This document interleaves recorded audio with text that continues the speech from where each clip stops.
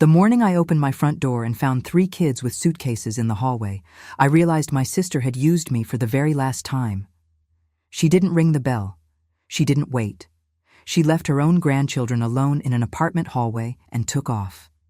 And when I called her, furious, to confront her, she didn't apologize. She threatened me. She said that if I didn't take the kids in, she would tell everyone that I was the one who had abandoned them. At 64 years old, I learned that saying no comes with a price, but staying silent would have cost me a whole lot more. But before we continue, make sure you're subscribed to the channel and let us know in the comments. What city or state are you watching this video from? We love seeing how far our stories reach. My name is Martha. I'm 64. With white hair I stopped dying a long time ago, and a life I built with a lot of sacrifice and almost zero help from anyone. I've been retired for 3 years now, after working for decades as a nurse's aide at a county hospital. I didn't make a fortune, but I have my own apartment, my pension, and my quiet routine. Or at least I did. For most of my adult life, I was the responsible sister, the one who showed up when they needed her, the one who lent money without asking for it back, the one who babysat everyone else's kids whenever there was an emergency. My younger sister Brenda, who is 48, always knew that.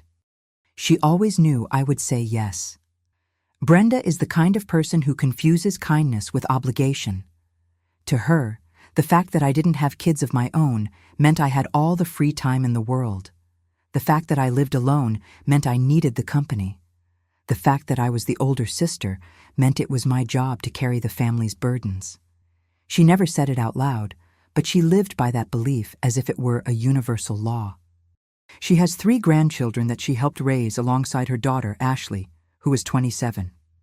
Ashley was always a pretty smart girl, full of plans, but life chewed her up and spit her out faster than it should have.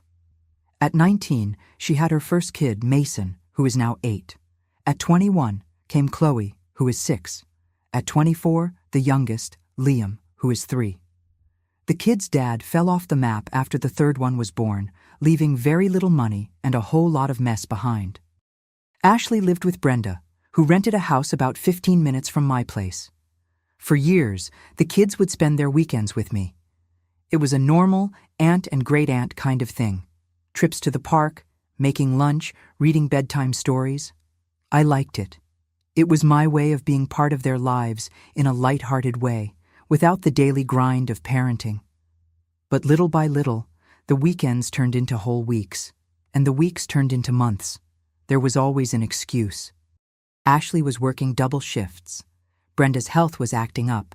The kids were on summer break, and it was just easier if they stayed with me.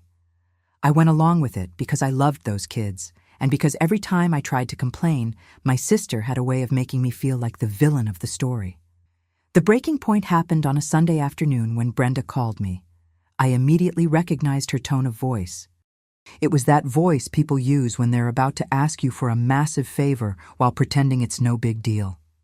She told me Ashley had landed a job opportunity out of state in Dallas, Texas. A great opportunity, she said, the kind you just can't pass up. But to make it work, Ashley needed to go out there alone for a few months to get settled and figure out her living situation. And the kids needed to stay with someone trustworthy in the meantime. I listened to the whole thing in silence. When she finished, I asked her exactly how much time we were talking about. She said maybe 6 months, maybe a little longer, depending on how things shook out. 6 months, 3 kids, a toddler, in the home of a 64-year-old woman with a bad knee and high blood pressure. I told her no. It wasn't a dramatic scene. I didn't yell, I didn't cry, I didn't give her a lecture. I told her I understood the situation, that I loved the kids, but that I was in no condition to take on the responsibility of 3 young children for 6 months or more. I had my physical limits, my doctor's appointments, my life. I told her I could help in other ways, but not like this. Brenda went completely silent for a moment that felt like hours. Then she told me she hoped I would reconsider, and she hung up. I didn't get a single text from her that week, not one call. For a second, I wondered if she had actually accepted my answer. I even felt a little guilty, which is what always happened whenever I set a boundary with this family. But I stood my ground. I kept telling myself I had done the right thing. The following Saturday, it was 7 in the morning when I heard a knock at the door. I shuffled over in my slippers, my hair a mess, totally confused about what was going on so early. I opened the door. Mason was standing right in front of me with a backpack on. Behind him, Chloe was holding Liam's hand, while Liam hugged a beat-up teddy bear. Next to them were 3 suitcases. Not an adult in sight. I looked down both ends of the hallway.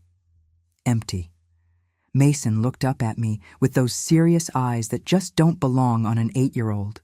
He told me his grandma Brenda had told them to wait at the door and to knock as soon as she drove away. My heart sank into my stomach. I went into autopilot. I opened the door wide, ushered the kids inside, poured them some milk, grabbed some graham crackers, and sat them down on the couch. Liam was still sleepy. He rested his head on Chloe's shoulder and closed his eyes. I just stood there in the kitchen, staring at the 3 of them, phone in hand, trying to figure out what to do. I called Brenda. She picked up on the second ring, which confirmed she was waiting for my call. Before I could even open my mouth, she blurted out that there was no other option, that Ashley had already hit the road in the middle of the night, that the kids needed someone, and that I was the only person she trusted. She said it like she was giving me a compliment. I told her she couldn't do this, that I had explicitly told her no, that leaving 3 kids alone outside an apartment door was reckless and dangerous. She snapped back that it had only been 5 minutes, that I was overreacting, that deep down I loved the kids, and that she knew perfectly well I would open the door. And then she hung up on me. I stared at my phone screen for a long time. Then I looked over at the kids on the couch. Mason was still watching me with that stare that was way too old for his age. Liam had completely fallen back asleep. Chloe was twisting her hair, way too quiet for a 6-year-old. It was in that exact moment I realized Brenda always knew I would open the door. She banked on it. My no was never taken seriously because, in her head, I always ended up caving. And it was also in that exact moment I decided that, this time, things were going to be different. I called Brenda back 3 times. She didn't answer. I texted her, telling her she needed to come back for the kids, that I had never agreed to this, and that I wouldn't be held responsible for this mess. She left me on red. I called Ashley. It went straight to voicemail. Either she didn't have cell service on the highway, or she had purposely turned her phone off. There was no way to know. I sat at the dining room table for a while, just thinking. The kids had finished their breakfast. Liam had woken up and was wandering around the living room with his teddy bear, exploring everything with that quiet curiosity toddlers have. Chloe asked if I could turn on the TV. Mason stayed right by my side, like he knew something serious was going on and wanted to stay close. At one point, he asked me, in a very tiny voice, if I was mad at them. That broke something inside me. I told him I wasn't mad at them, that I would never be mad at them, that they hadn't done anything wrong. And it was the absolute truth. Those kids were entirely innocent in this whole disaster. They hadn't asked to be dumped on someone's doorstep. They just existed, and the adults around them just kept making terrible decisions. But protecting the kids didn't mean allowing myself to be used indefinitely. I called my friend Barbara. We've known each other for 40 years, and she's always given me the most brutally honest advice of my life. I told her everything. She listened in silence, and when I finished, she said something very simple. "Martha, you need to document this, right now, before they try to spin the story." She was right. I took pictures of the suitcases in the entryway.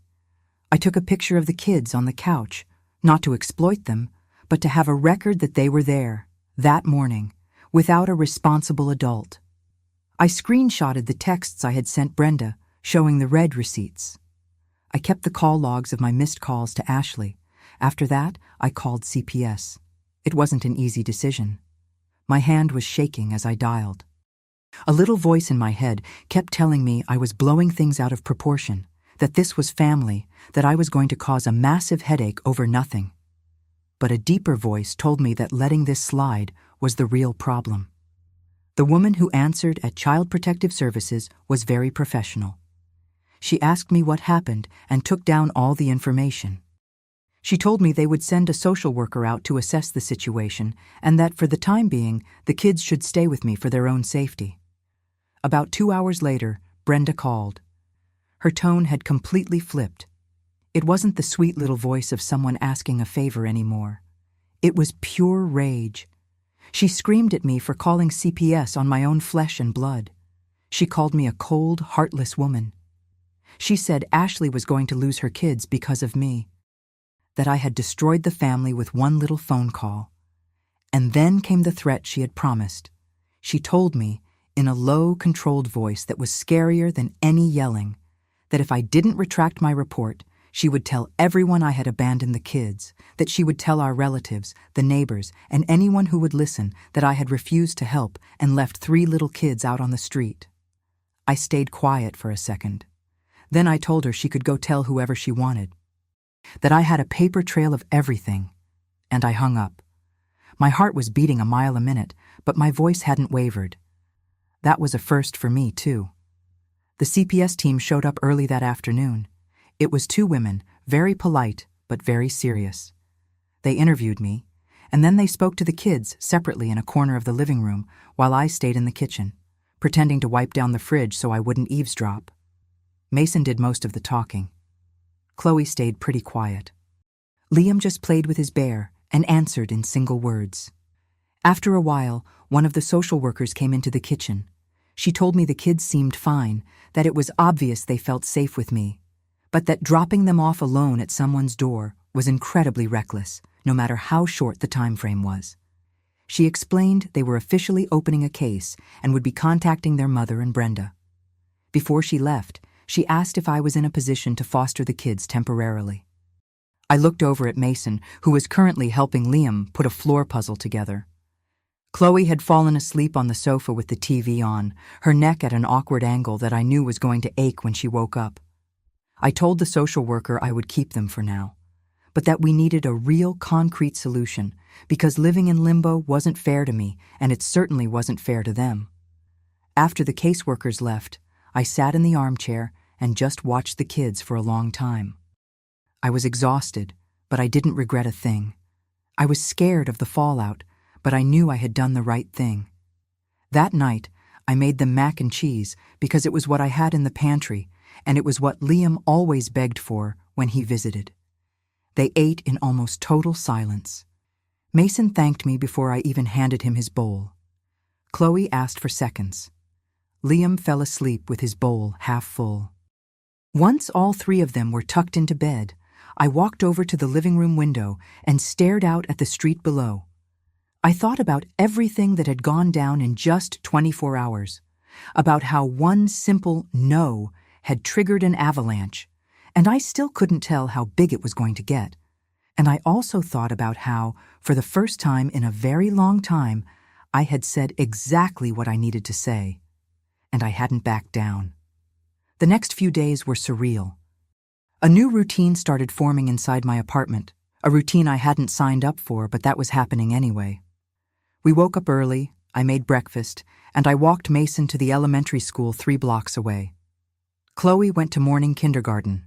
Liam stayed home with me, and I had to figure out how to entertain a toddler while trying to keep my own life somewhat organized. My bad knee started screaming at me on the stairs. My blood pressure spiked if I spent too much time on my feet. I had to reschedule appointments with my doctor at the clinic because I had no one to watch Liam. Little things that wouldn't be a huge deal on their own, but piled up day after day, they felt heavy. Brenda was MIA. Not a single text to apologize, not a single call to check on her grandkids. Her silence was deafening. She had pulled her stunt, and now she was just waiting to see if I would totally fold, turning a temporary fix into a permanent one, just like I always did. Ashley finally called a week later. The conversation was short and incredibly tense. She said she made it to Dallas, was getting settled in, and missed the kids. She didn't admit she was wrong for leaving without sorting out childcare. She didn't acknowledge the massive burden she'd placed on me. She just said she hoped I understood, because this was a job she couldn't pass up. I told her I understood the job part. But I made it crystal clear that I did not understand how a mother leaves the state without verifying that the person watching her kids actually agreed to do it. I didn't raise my voice, but I didn't sugarcoat it either. Ashley immediately got defensive. She claimed her mom, Brenda, had promised her that everything was handled and that I was completely on board. She said she had taken her mother's word for it. She swore she had no idea I had already said no. That stopped me dead in my tracks. Brenda had lied to her own daughter. She had let Ashley drive out of state believing I was fine with the plan. She had built this entire disaster on a lie, and then dumped the kids at my door, banking on the fact that I wouldn't have the spine to turn them away once they were physically standing in front of me. It was way more calculated than I ever could have imagined. I told Ashley all of this, not with anger, just laying out the facts. I told her she needed to know exactly what had happened so she could make informed choices regarding her own children. She went silent for a long time. Finally, she muttered that she needed to process everything, and hung up. That same afternoon, the CPS caseworker stopped by. A middle-aged woman named Sarah with a sharp bob and very observant eyes. She was there to follow up. She interviewed me again, checked where the kids were sleeping, asked about their daily routine, and made sure there was enough food in the house. I showed her everything. The guest room where Mason and Chloe slept in bunk beds. The little floor mattress I'd set up for Liam because I was out of beds. The fully stocked pantry. Mason's homework planner completely up to date because I sat down with him every single night to make sure it got done. Sarah took notes without making much of a fuss. Before leaving, she told me the case was still open, that they would be in touch with the kid's mother, and that she would keep me posted on the next legal steps. That night, after the kids were asleep, I sat at the kitchen island with a mug of tea, wondering how much longer I could keep this up. It wasn't a lack of love. I adored those kids. Mason, with his serious demeanor, a kid who had to grow up way too fast. Chloe, with her sweet way of asking for things. Liam, dragging his little bear everywhere he went. But loving them wasn't the same as having the bandwidth to raise them, and loving them didn't make what had been done to me right. I walked over to the window again.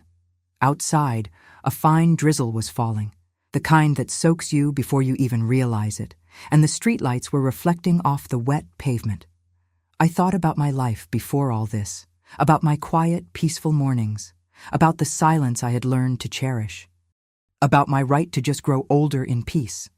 And I realized I was facing a battle I hadn't asked for, but that was now mine to fight. Not for my sake, but for those 3 kids who deserved adults who actually put them first, instead of only when it was convenient. Brenda showed up unannounced on a Thursday morning. I heard the doorbell, and when I opened it, she was standing there with a look on her face I had never seen before. It wasn't anger. It was something colder. She walked in without waiting to be invited, gave the apartment a sweep with her eyes like a health inspector, and sat down on the couch. The older kids were at school. Only Liam was home, napping in the guest room. Brenda started off by saying she was there to smooth things over. She claimed she had talked to Ashley, that the situation was a mess, and that she hadn't planned for things to go this far sideways.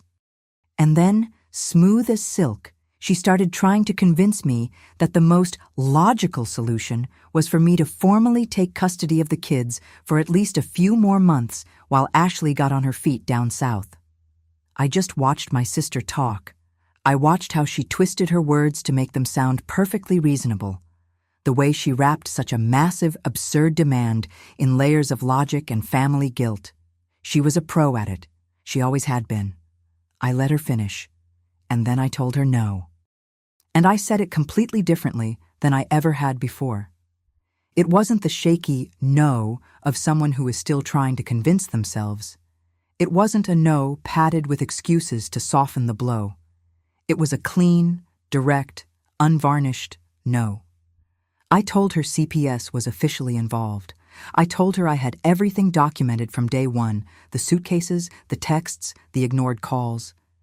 I told her that if Ashley didn't come back and offer a real solution, this case was going to end up with legal consequences that neither of us wanted to deal with. Brenda's face turned beet red. She told me I was being vicious, that I was turning a private family matter into a circus. She said that this exact attitude was why I had ended up alone in life, because I never learned how to compromise.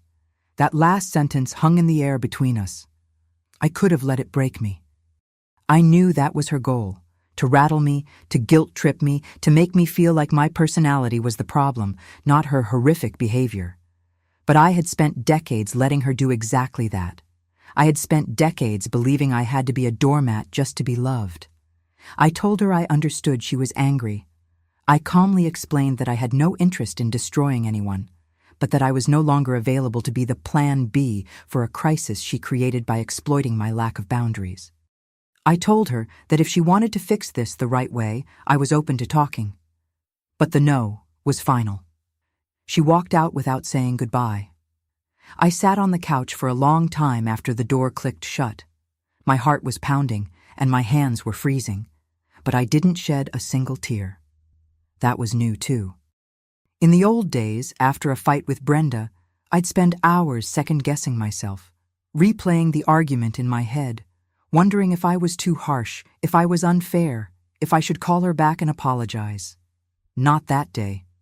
I went into the kitchen, heated up some leftover chicken noodle soup, and ate by myself in the quiet while Liam slept. Through the kitchen window, I could see a small patch of sky between the apartment buildings. It was overcast, but there was a tiny sliver of blue breaking through, that crisp, clear blue of an autumn afternoon. I thought to myself that there were still beautiful things in the world, even in the middle of all this chaos. That afternoon, when I picked the kids up from school, Mason came running up to me with a piece of paper in his hand. He had drawn a picture in art class. He handed it to me with a smile, which was a rare sight for him. It was a drawing of my dining room table with 4 chairs and 4 plates. I asked him who the 4 people were. He said it was him, me, Chloe, and Liam. I kept that drawing. I put it right on the center of the fridge with a magnet, like it was a priceless work of art. Because honestly, it kind of was. The official meeting with the CPS caseworker took place 2 weeks after the day Brenda dumped the kids at my door. Ashley flew back specifically for the meeting, which told me she finally understood how serious this was. We met in a cramped, stuffy office at the local CPS building. A rectangular table, plastic chairs, and a desk fan in the corner pushing warm air around. Ashley walked in, looking exhausted. Brenda was right behind her, sporting a sour look on her face, clearly only there because she had to be. I walked in by myself. Sarah, the caseworker, started by breaking down their investigation. She said they had been monitoring the kids, that they were stable and well cared for, but that the informal, undocumented custody arrangement had to be legally resolved. She explained that leaving kids with a third party with no legal guardianship agreement, no financial support, and no set end date was a situation the state simply would not allow to continue. Ashley spoke up, saying she never meant to abandon her children, that she swore she thought the child care was completely settled, and that she was fed bad information about what I had supposedly agreed to. She shot a glaring look at Brenda when she said this. Brenda stared at the floor. I barely spoke.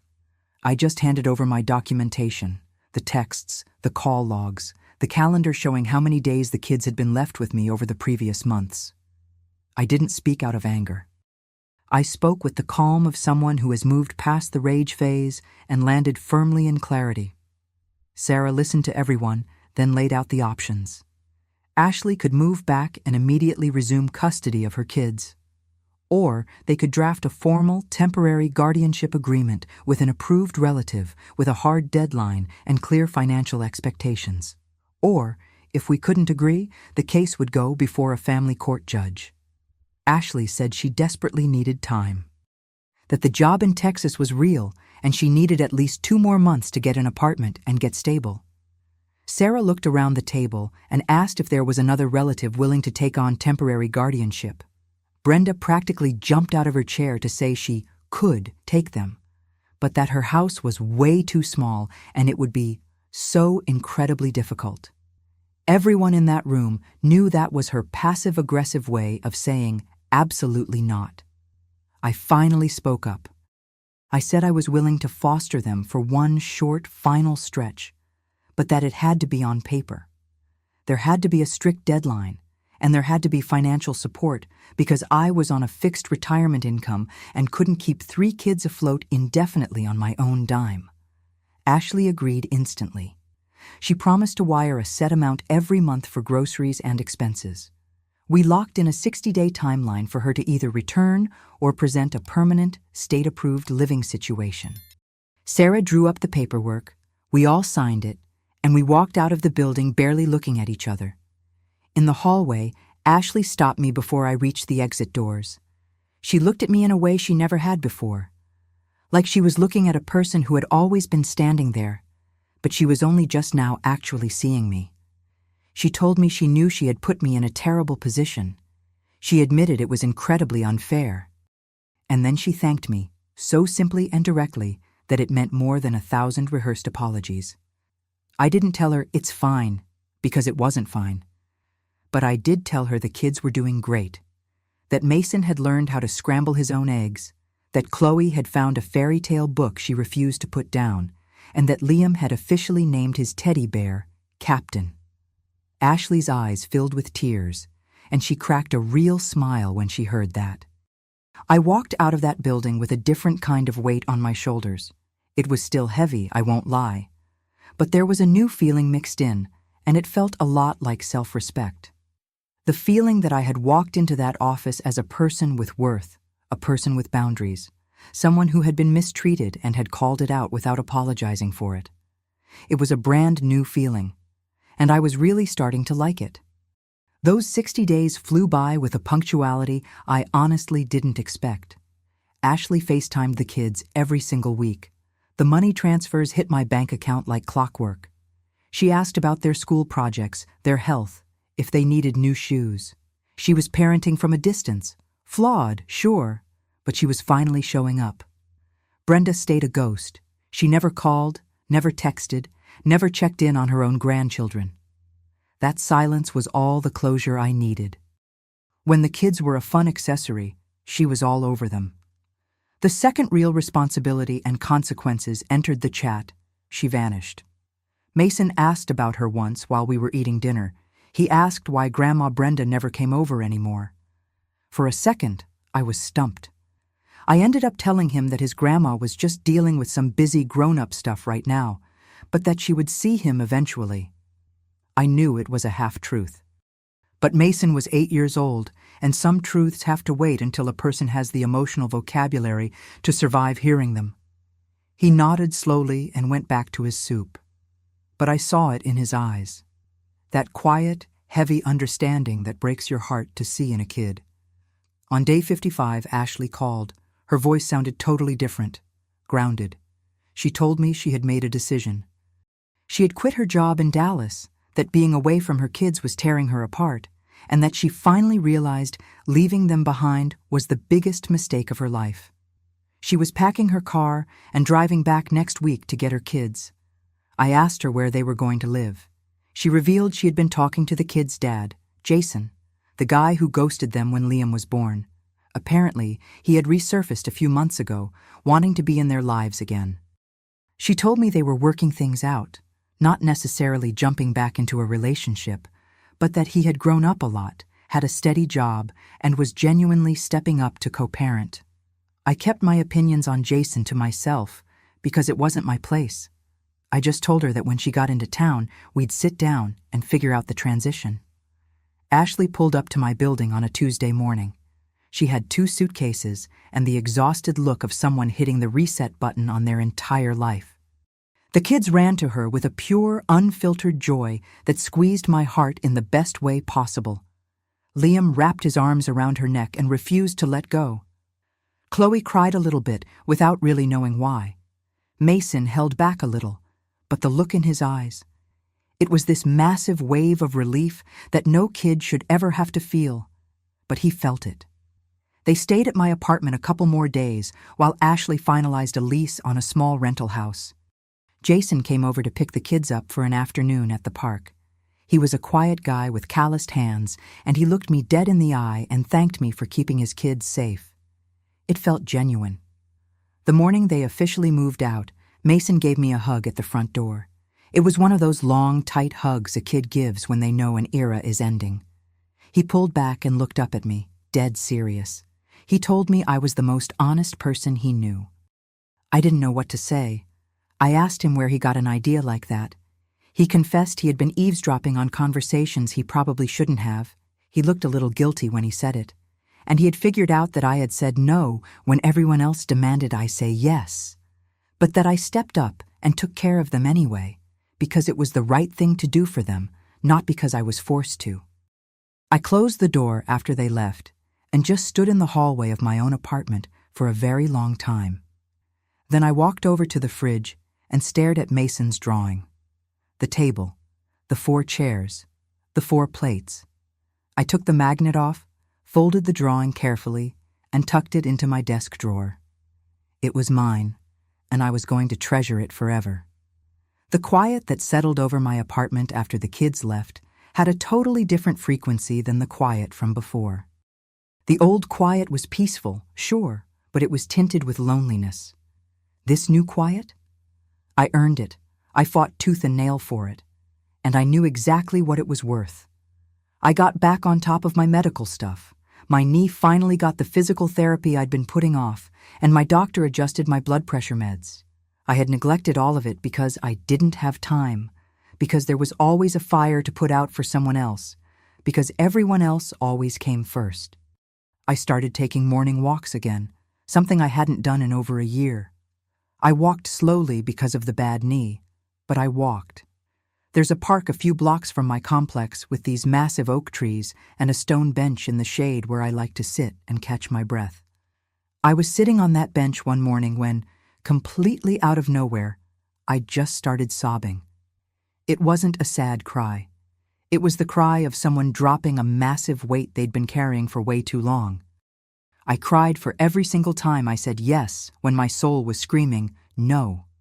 I cried for the version of me that honestly believed I had to erase my own needs just to be worthy of love. I cried for the years of my life I gave away without ever getting a genuine thank you from the people I served. But I also cried purely out of relief, because I survived, because I finally put my foot down and the sky didn't fall, because the kids were safe and thriving, because I was okay. Brenda tried to extend an olive branch a few weeks later through a cousin we're both close to. Our cousin called me and said Brenda was incredibly remorseful, that she knew she crossed a massive line and she wanted to talk. She asked if I was open to giving her a chance. I thought about it long and hard. I told my cousin I wasn't opposed to a conversation, but that it had to be 100% grounded in reality. There was zero room for gaslighting. No more, it was only 5 minutes, or you're making a big deal out of nothing. I said that if Brenda wanted a relationship with me going forward, we were starting from scratch, and we weren't going to sweep her actions under the rug. The cousin passed the message along. It took Brenda another full week to work up the nerve to dial my number.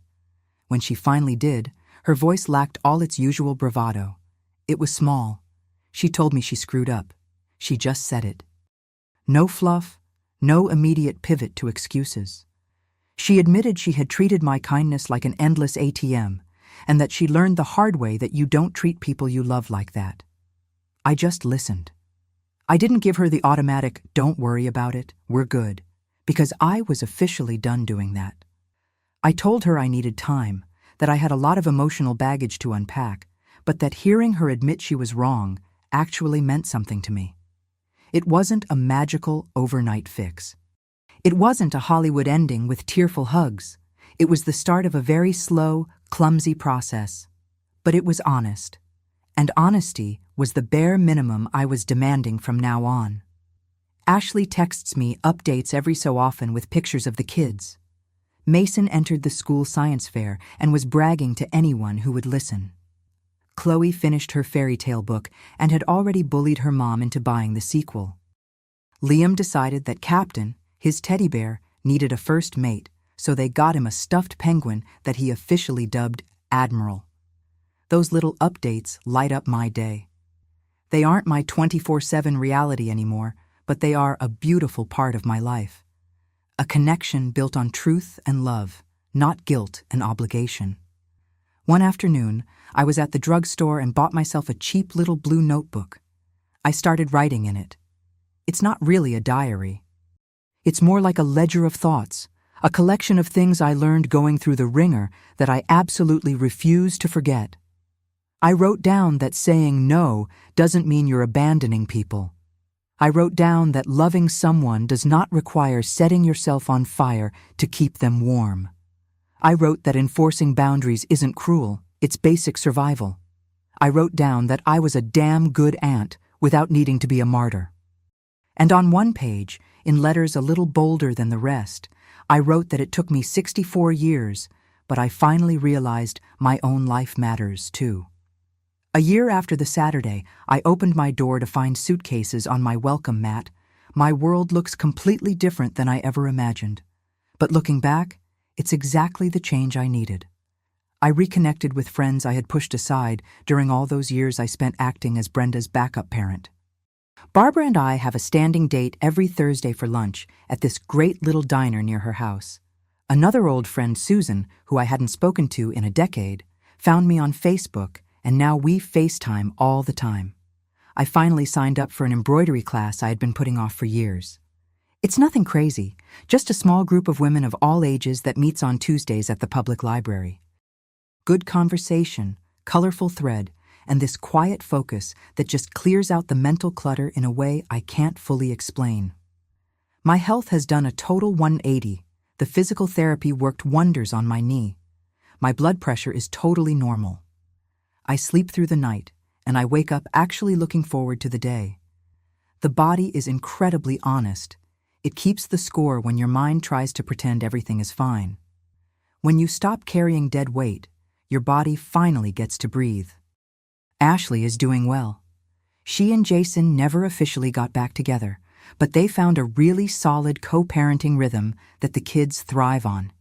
He picks them up every weekend, he's actively involved, and he splits the bills with her 50-50. It's not a perfect fairy tale, because real life rarely is, but those kids finally have two adults putting them first. Mason came over to visit me by himself once, with his mom's permission. We drank tea, ate cookies, and talked about 4th grade and the chapter books he was reading. He looked different, in a way that's hard to put into words. Less heavy, like he finally had permission to just be a kid. During a lull in the conversation, he asked me if I ever resented him during the time he lived with me. I looked him in the eye and told him no. Never. Not for a single second. He looked like he really needed to hear that. He absorbed it with that serious little face of his, and then instantly pivoted to rambling about an ant farm project he was absolutely obsessed with. Laughing at his jokes, I realized there was a new lightness to him, and it filled my heart up so much I thought it might burst. As for me, I recently did something I have never done in my entire life. On a Saturday morning, I woke up without setting an alarm. I brewed a cup of coffee, went out to my little balcony, and just sat there watching the neighborhood wake up. No rush, no fires to put out, no urgent texts demanding my attention. I sat there for almost an hour, just being me, just existing, without anyone needing a single thing from me. And in that quiet, simple moment, the sheer scale of what I had won finally washed over me. It wasn't a cinematic victory. There was no dramatic courtroom scene, no sweeping monologues, no grand heroics. It was just a 64-year-old woman who said no and held the line, even when it cost her. It was me, finally recognizing that I have value. Not because of what I can do for other people, but simply because I'm here. And that is enough. Getting older doesn't mean you become disposable. It doesn't mean your time isn't valuable, or your aches and pains don't matter, or your only purpose left is to serve the generations behind you. Getting older means you survived. You carried everything life threw at you, and you've earned the right to a little bit of peace. I learned that the boundaries I was so terrified to set didn't destroy anything real. The kids are great. Brenda and I are slowly figuring out how to be sisters again. Ashley grew up, and I feel more alive than I have in decades. I learned that saying no isn't the opposite of love. Sometimes it's the only honest way to love someone without losing yourself in the process. And I learned, with more certainty than anything else I've picked up in my 64 years, that nobody is going to protect your peace if you don't fiercely protect it first. When you finally stop saying yes to everything, some people will walk away. Some will get furious. Some will try to convince you you've committed a cardinal sin. But the people who stick around, the ones who really stay, they stay because they respect you. And respect, I've realized, is the only foundation worth building a relationship on. I walked back inside once my coffee had gone cold. I washed the mug, wiped down the counters, and turned on the little radio I keep on the living room bookshelf. An old song came on, one of those classic hits where you know all the words but can't remember who sings it, and I caught myself humming along while I folded a tablecloth. It was Tuesday, embroidery class day. I grabbed my purse, my little blue notebook, and walked out the door. Now, if you enjoyed this story, hit that subscribe button and tell me in the comments, what part of this story left you completely speechless? Oh, and don't forget to join as a channel member to get exclusive access to videos I don't post anywhere else. See you in the next one.